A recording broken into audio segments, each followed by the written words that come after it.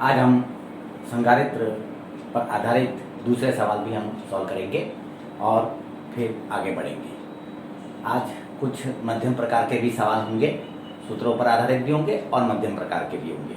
जरा शुरू करते हैं हम। उदाहरण का 2.10 वाला सवाल है, सवाल ढंग से पढ़ें फिर हम शुरू करें। 900 पिकोफैराड के एक संधारित्र को 100 वोल्ट की बैटरी से आवेशित किया है, तो कुल संचित ऊर्जा ज्ञात करो। ये सवाल का पहला हिस्सा है। कैपेसिटर का, संधारित्र का कैपेसिटेंस दिया हुआ है और 100 वोल्ट की बैटरी से उसे आवेशित कर रहे हैं। आवेशित होगा तब उसमें ऊर्जा संचित होगी और कैपेसिटर में संचित ऊर्जा के सूत्र भी हम जानते हैं। उनमें से जिन सूत्रों का उपयोग हम करेंगे आज के सवाल में वे मैंने लिखे हैं। तो इस सवाल में तो ऊर्जा का सूत्र है U बराबर 1/2 CV स्क्वायर है, U बराबर 1/2 Q स्क्वायर बाय C। पहले समझे, ये रहा कैपेसिटर संधारित्र और इसका कैपेसिटेंस है C बराबर 900 पिको फैराड और ये ली हमने बैटरी, स्रोत, विद्युत ऊर्जा का स्रोत, और जो बैटरी है उसका वोल्टेज है 100 वोल्ट। 100 वोल्ट। ये बैटरी का धन ध्रुव है, ये बैटरी का ऋण ध्रुव है। जब हम कैपेसिटर की प्लेट पर, दो समांतर प्लेटें हैं, बीच में कुछ चालक माध्यम होता है, कैपेसिटर की प्लेट पर ये बैटरी लगाते हैं चालक तार द्वारा, ये लगाया बैटरी। तो जो प्लेट बैटरी के धन ध्रुव से जुड़ी होती है वह धनावेशित बनती है और जो ऋण ध्रुव से जुड़ी होती है वह ऋणावेशित बनती है।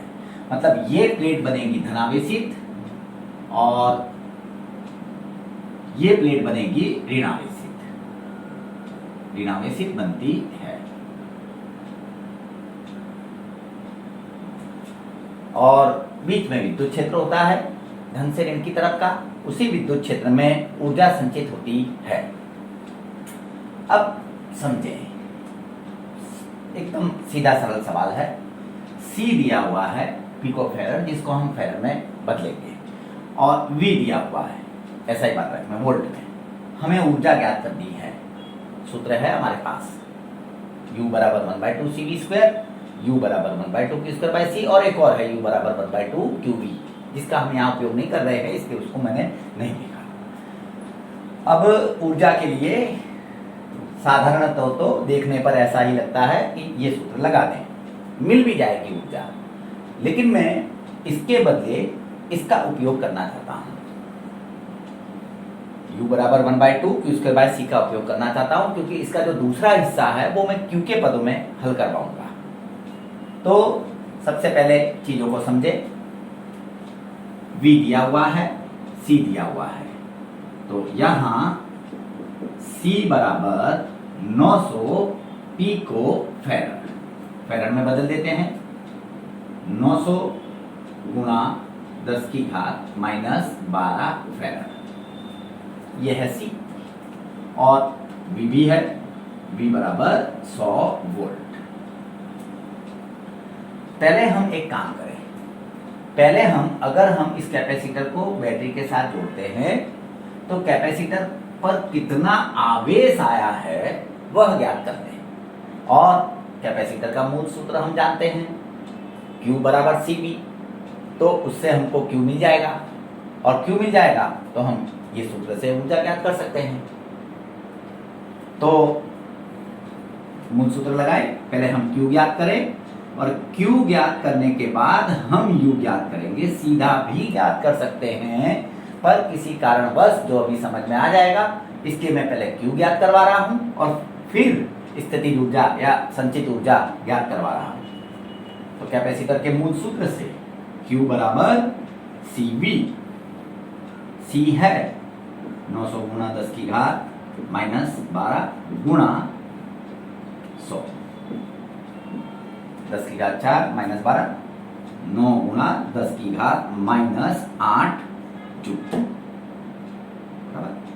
Sorry -8 coulomb. ये आया Q आ गया। अब U ज्ञात कर लें। संचित ऊर्जा U बराबर 1/2 Q²/C। तो इस स्थिति में जब बैटरी के साथ केवल एक कैपेसिटर जुड़ा हुआ है और हम ऊर्जा ज्ञात कर रहे हैं, हम ये वाला सूत्र लगाकर U ज्ञात कर सकते हैं। अब जरा U ज्ञात करें। अब संचित ऊर्जा, कैपेसिटर में संचित ऊर्जा U बराबर 1/2 Q²/C। कीमत रख दें 1/2 इंटू Q का स्क्वायर, सीधा लिख देता हूं स्क्वायर करके, 81 into square 10⁻⁻16 upon C।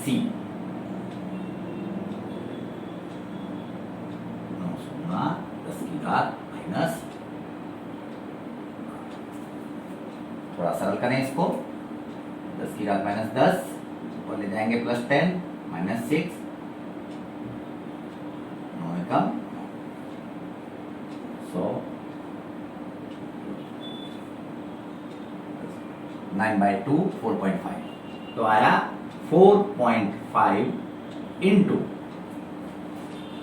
10⁻⁻6 joule. तो जब एक कैपेसिटर को, जो शुरू में आवेश रहित है, हम 100 वोल्ट की इस बैटरी से जोड़ते हैं, 900 पिकोफैराड के कैपेसिटर को 100 वोल्ट की बैटरी से जोड़ते हैं, तब उसमें इतनी ऊर्जा संचित है। ये ऊर्जा विद्युत क्षेत्र में रहती है। तो ये था पहला सवाल, जिसमें कैपेसिटेंस दिया था और बैटरी का वोल्टेज दिया था, यानी दो प्लेटों के बीच का विभवांतर दिया था, और हमने ऊर्जा ज्ञात की। लेकिन हमने सीधा रास्ता नहीं लिया है, हमने पहले Q ज्ञात किए और Q के बाद हमने U ज्ञात किया है। अब दूसरे सवाल को जरा देखें। इसी के अंदर यदि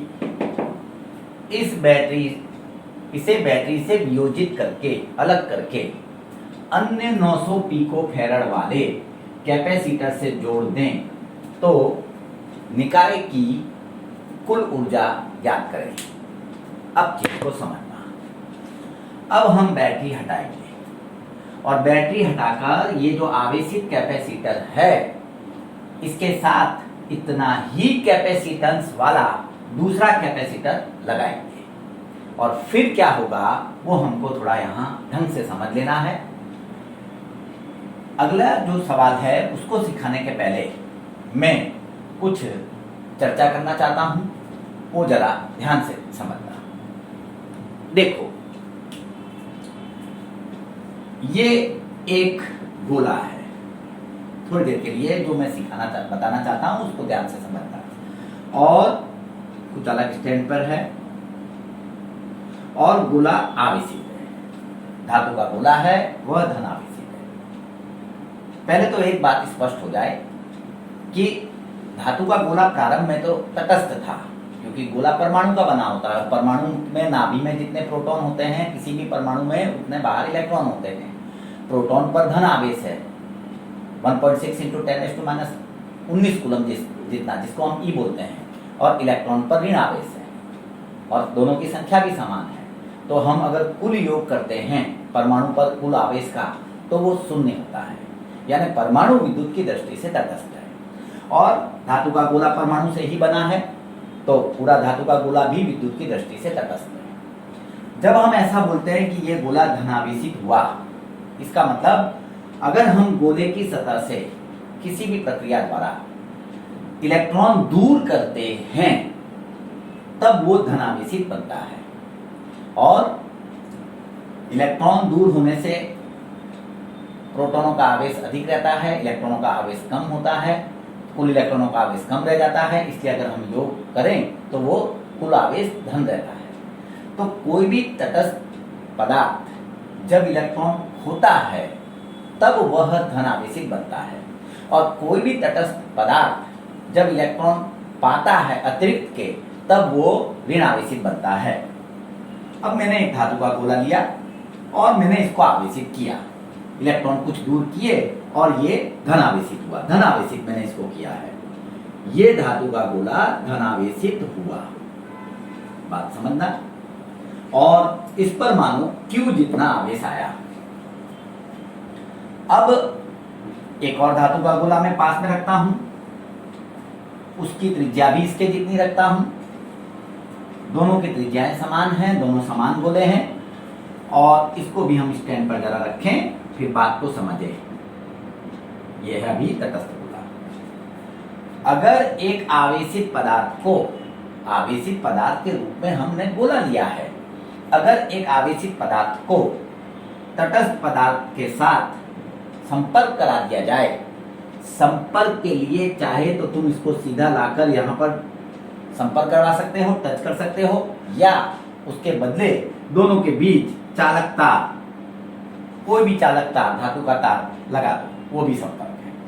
तो अगर एक आवेशित पदार्थ को, ये मैंने धातु का गोला लिया है पहला, जिस पर Q जितना धनावेश है, और ये दूसरा गोला है जो अभी संपर्क के पहले तटस्थ था। अब जैसे ही संपर्क करवाते हैं वैसे ही ये जो आवेश है इस गोले पर, इसका आधा आवेश उसमें चला जाएगा, आधा, यानी इस पर Q आवेश है, Q जितना धनावेश है, तो आधा आवेश उस पर चला जाएगा, यानी वो भी धनावेशित हो जाएगा। उस पर, इस गोले पर Q/2 आवेश आ जाएगा और इस पर Q/2 रह जाएगा, आधा आधा हो जाता है। लेकिन ये आधा आधा होने का अपना नियम है। ये आधा आधा इसलिए हुआ कि दोनों गोले समान थे, दोनों की त्रिज्याएं समान हैं, और हम गोले में सीखे हैं कि उसका कैपेसिटेंस होता है C बराबर 4πε0 × R।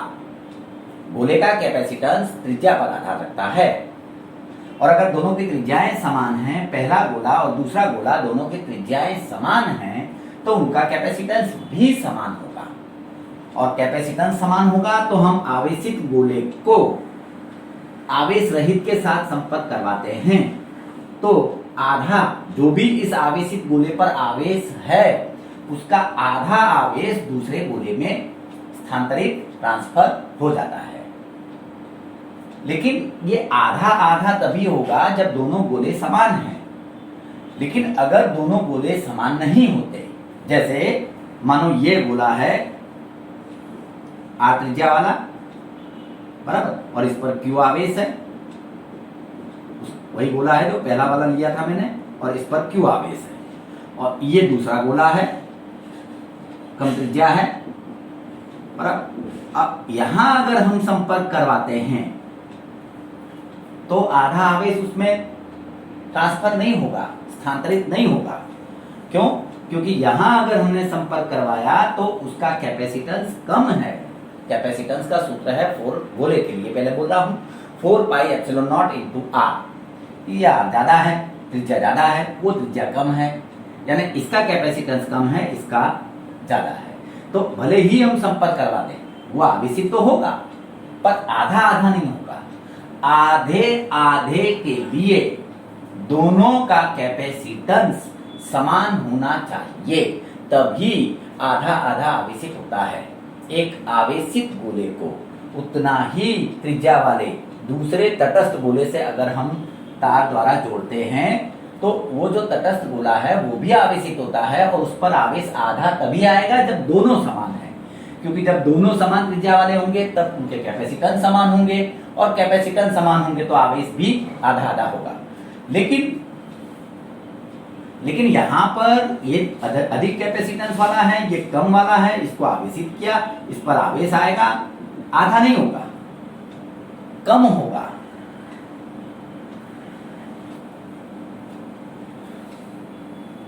ये आवेश यहां पर से इस पर जाएगा, लेकिन आधा नहीं होगा, कम होगा। और अगर ये बड़ा गोला होता, बहुत इससे बड़ा होता, मान लो ये बड़ा गोला, बराबर, और हमने दोनों के बीच चालक तार जोड़ा होता, तो इसमें से इसमें ज्यादा आवेश जाता, यानी तब भी आधा आधा नहीं होता, इस पर ज्यादा आवेश आ जाता और इस पर कम रह जाता है। आधे आधे के लिए दोनों का कैपेसिटेंस समान होना चाहिए। कहीं पर दावत लगी हो और हाथी और चूहे को बुलाया जाए तो वहां आधा आधा नहीं होता। चूहा ऐसा नहीं बोलेगा मुझे आधा चाहिए, उसका कैपेसिटेंस ही मतलब उसका जो पेट है वही छोटा है, वो कितना खा पाएगा। वही बात इधर हो रही है जो इसके पहले मैंने बात बताई थी। तो आधे आधे के लिए दोनों का कैपेसिटेंस समान होना चाहिए। और इस सवाल दूसरे वाले सवाल में पढ़ें क्या लिखा है, यदि इसे बैटरी से वियोजित करके मतलब इसको बैटरी से अलग करके अन्य 900 पिको फैराड वाला, पहला जो ये था वो तो 900 पिको फैराड वाला था और बाद में बैटरी हटाकर हमने दूसरे कैपेसिटर से जोड़ा, वो भी 900 पिको फैराड वाला है, कैपेसिटर से जोड़ दें तो तंत्र की कुल ऊर्जा भी ज्ञात करो। तो सवाल गुणा भाग नहीं होता। भौतिक विज्ञान में कोई सवाल केवल गुणा भाग की चीजें नहीं होती, उसमें रहस्य छुपे होते हैं जो हम जब प्रैक्टिस करते हैं, विचार करते हैं, सीखते हैं तब बाहर आने शुरू होते हैं। सवाल को गुणा भाग मत समझे। अब अगले सवाल के लिए मैं यहां पर समझा रहा हूं, लेकिन ये बात सीखनी समझनी जरूरी थी। जरा देखें, इसको हमने बैटरी से हटा दिया, वियोजित कर दिया, तो ये रहा पहला वाला कैपेसिटर जो 900 पिको फैराड का है और आवेशित भी है, बराबर, और उस पर 9 गुणा 10 की घात -8 कूलम का आवेश है। C 900 पिको फैराड है और Q जो आवेश है, हटा दोगे तो भी आवेश तो रहेगा ही, बैटरी हटा दी उससे क्या, आवेशित हो गया वो तो रहेगा ही। Q हमने ज्ञात कर लिया, 9 गुणा 10 की घात -8 गुना। अब इस कैपेसिटर को हम एक और कैपेसिटर लाए हैं, वो भी इतना ही धारिता वाला है, एक और संधारित्र के साथ जोड़ते हैं। ये चालकता द्वारा इसको जोड़ दे और इस चालकता द्वारा इसको जोड़ दे।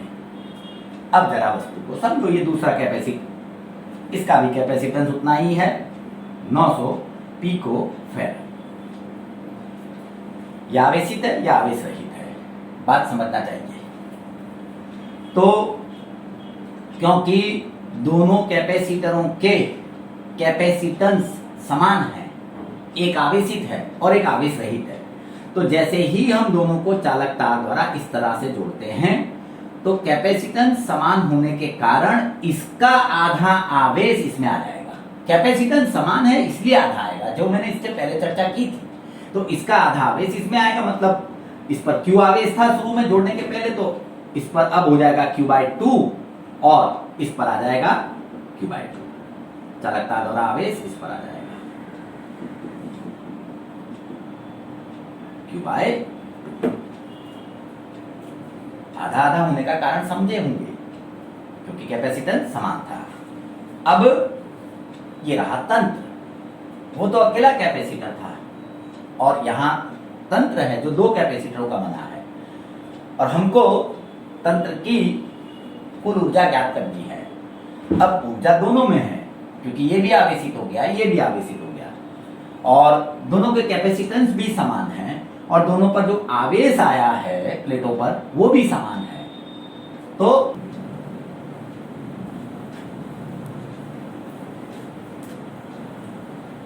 अब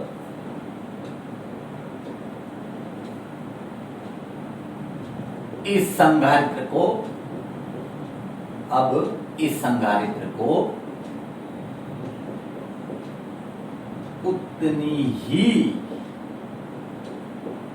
धारिता वाले, कैपेसिटेंस वाले, धारिता वाले अन्य कैपेसिटर से जोड़ने पर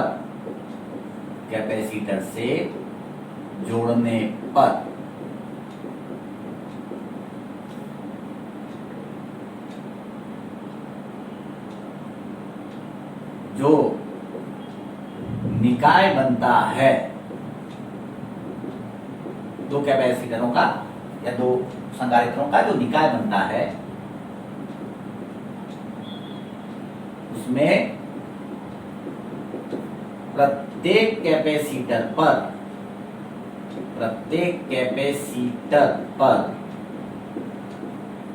Q/2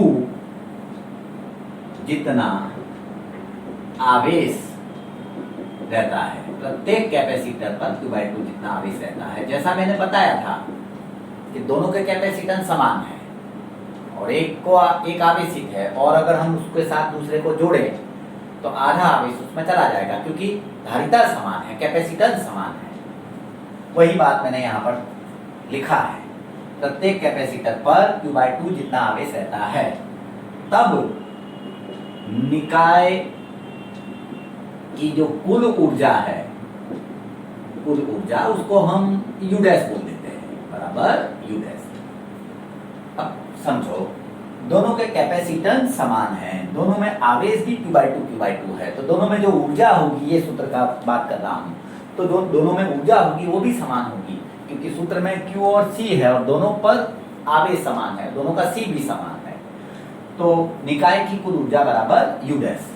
तो U डैश बराबर पहले कैपेसिटर में संचित ऊर्जा, ये वाला इस स्थिति में, प्लस दूसरे में संचित ऊर्जा, ये स्थिति में, रखने 1/2 आवेश का वर्ग, और आवेश Q/2 है, तो Q/2 का square into 1/c, plus 1/2 Q/2 का स्क्वायर इंटू 1/c। सरल करेंगे तो दोनों को जोड़ें तो 1/2 प्लस 1/2 बन जाना, ये आएगा Q²/4c। और थोड़ा ऐसे करके लिख देता हूं, गणना नहीं करनी पड़ेगी, Q²/2c बराबर Q²/2c हम याद कर चुके हैं। Q²/2c का मान है इतना, यानी U डैश बराबर, ये पूरा U है, यानी U/2, और U का मान हम जानते हैं 4.5 इंटू 10⁻⁶, तो ये हो जाएगा 4.5 इंटू 10⁻⁶/2। तो U डैश बराबर U/2 2.25 इंटू 10⁻⁶, ये रही निकाय की ऊर्जा। और इधर हम देख सकते हैं कि जो निकाय की ऊर्जा है वो अकेले कैपेसिटर में जो ऊर्जा थी उसकी आधी हो जाती है, उसकी आधी हो जाती है। इसका मतलब ये है कि ये U/4 है और ये भी U/4 है, U/4 प्लस U/4 U/2 हुआ, ये दोनों मान समान है, देखें दोनों मान समान है। तो प्रत्येक कैपेसिटर पर जो संचित ऊर्जा होती है वो अकेले के समय जो थी उसकी चौथाई हो जाती है, और तंत्र दो कैपेसिटर का बना है समान ऐसे ही, तो तंत्र की कुल ऊर्जा चौथाई आधी हो जाती है, इसीलिए यहाँ पर 2.25 इंटू 10⁻⁶ जूल हो रहा है। अब एक बात जो यहाँ पे चर्चा करनी है, देखें जब कैपेसिटर अकेला आवेशित था, ये स्थिति को देखो, तब उसमें ऊर्जा कितनी थी, और जब हमने ये स्थिति पैदा की, मतलब दूसरे कैपेसिटर के साथ उसको जोड़ा अपने ही मान वाले धारिता वाले, तब ऊर्जा इतनी है। और ये भी हम देख सकते हैं कि अब जो ऊर्जा है वो प्रारंभिक में जो ऊर्जा थी उसकी आधी हो गई। प्रारंभ में ऊर्जा U थी, अब हो गई U/2, तंत्र की कुल ऊर्जा आधी हो गई। तो सवाल ये होता है कि आधी ऊर्जा गई कहाँ, तो उसको जरा हम समझे कहाँ गई। तो ऐसे जब ये आवेशित था और ये आवेश रहित था, अभी संपर्क नहीं कर रहा हूं, संपर्क करूंगा वो घटना को पूरा यहाँ पर क्लियर करेंगे। और संपर्क किया तो संपर्क करते ही ये प्लेट से इलेक्ट्रॉन चालक तार द्वारा इस प्लेट पर आने शुरू हुए, क्योंकि ये आवेशित हो रहा है, ये आवेशित है, ये तटस्थ है, और चालक तार जोड़ दिया तो ये आवेशित होगी। तो इलेक्ट्रॉन यहाँ से इस प्लेट पर आते हैं, तो ये चालक तार में इलेक्ट्रॉन गति करते हैं। तो चालक तार में जब इलेक्ट्रॉन गति करेंगे तो धारा बहेगी, एक ही दिशा में गति कर रहे हैं, तो इसको हम कहते हैं कि ये तार में धारा बहती है। थोड़ी देर को बहती है, जब तक ये इस पर Q/2 आवेश नहीं आ जाता तभी तक बहती है, पर बहती है, क्षण भर सही पर बहती है, बराबर। तो इलेक्ट्रॉन चालक तार में गति करते हैं, धारा बहती है और धारा बहने के कारण ऊष्मा ऊर्जा पैदा होती है। वो ऐसे पैदा होती है कि जब इलेक्ट्रॉन गति करते हैं यहाँ से यहाँ, तो ये चालक तार में है और चालक तार में जब इलेक्ट्रॉन गति कर रहे हैं तो तार के धनायनों से इलेक्ट्रॉनों की टक्कर होती है और टक्कर से ऊष्मा ऊर्जा पैदा होती है। इनकी बात करें तो इलेक्ट्रॉन ऐसे बहेंगे, और जब मैं ऐसा कहता हूं कि आधा धन आवेश इधर आया, उसको भी समझें, तो आधा धन आवेश इधर आया मतलब यहां से इलेक्ट्रॉन ऐसे जाएंगे ऊपर, वो धन आवेशित है, वहां पर इलेक्ट्रॉन जमा होंगे तो धनावेश घटेगा, और ये तटस्थ थी और यहां से इलेक्ट्रॉन निकलेंगे तो ये धनावेशित बनेंगी। यही मतलब है धनावेशित होने का, बराबर। तो चालक तार में इलेक्ट्रॉन की गति के कारण थोड़ी देर के लिए धारा बहती है और धारा बहने से ऊष्मा ऊर्जा पैदा होती है कि वो इलेक्ट्रॉन धनायनों से टकराते हैं और ऊष्मा ऊर्जा पैदा होती है। तो ऊर्जा व्यय जो हुई है, ऊर्जा जो कम हो गई, आधी हो गई, उसका कारण भी जरा ख्याल करें। ऊर्जा व्यय के कारण एक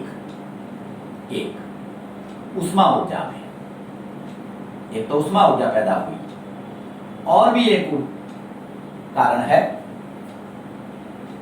वो ये कारण है कि जब इलेक्ट्रॉन यहां से इस प्लेट पर आते हैं तो वे प्रवेगी गति करते हुए आते हैं, उनकी गति प्रवेगी है।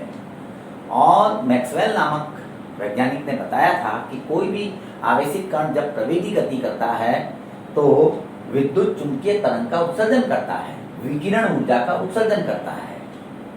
तो इन तार में से विद्युत चुंबकीय तरंगें भी निकलती हैं। तो दो कारण हैं, एक तो ऊष्मा ऊर्जा जो धारा के कारण हुई, धारा बही, क्षण भर को बही और क्षण भर को, और दूसरा कारण है विद्युत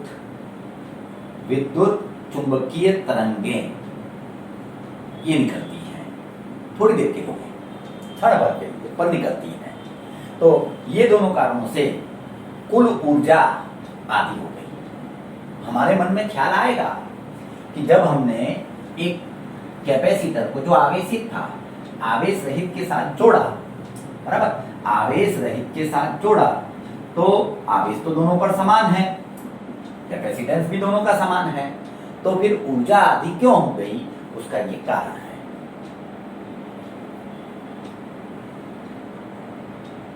अब हम एक और सवाल करने जा रहे हैं इसके बाद। उस सवाल में इसके से ये फर्क है कि जैसे इसमें हमने ये कैपेसिटर को आवेशित किया, इसको शुरू में आवेश रहित किया था और जोड़ा था, पर इसका कैपेसिटेंस इसके जितना था, इसके आधा आवेश इसमें गया। लेकिन अब हम जो सवाल करेंगे उस स्वाध्याय में है, उसमें ये वाला कैपेसिटेंस का मान इसके जितना नहीं है, अलग मान वाला है। तब क्या होगा, कितनी ऊर्जा संचित होगी, वो हम सीखेंगे, जो अगले सवाल में आ रहा है।